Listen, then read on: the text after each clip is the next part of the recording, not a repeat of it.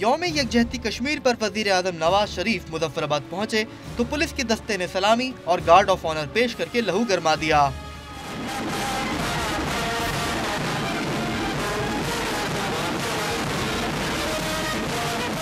सलामी के बाद वजीर आजम ने इजलास से खिताब में अक़वाम मुत्तहिदा को देरीना तनाज़ा हल न करने पर दुनिया के सामने जवाबदेह करार दिया।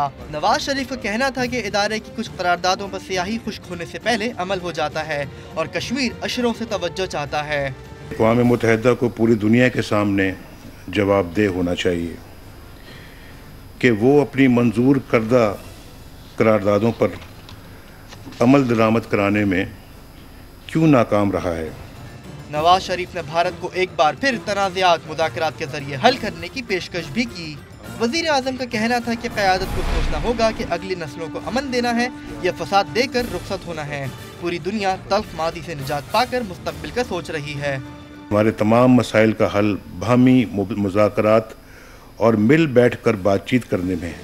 वज़ीर आज़म ने इक़्तिसादी राहदारी मंसूबे का भी जिक्र किया और इसके समरात आज़ाद कश्मीर और गिलगित बल्तिस्तान तक पहुँचाने की नवीद सुनाई और यकीन दहानी कराई कि आज़ाद कश्मीर के ज़ेरे इल्तिवा तरक्याती मंसूबे जल्द मुकम्मल किए जाएंगे।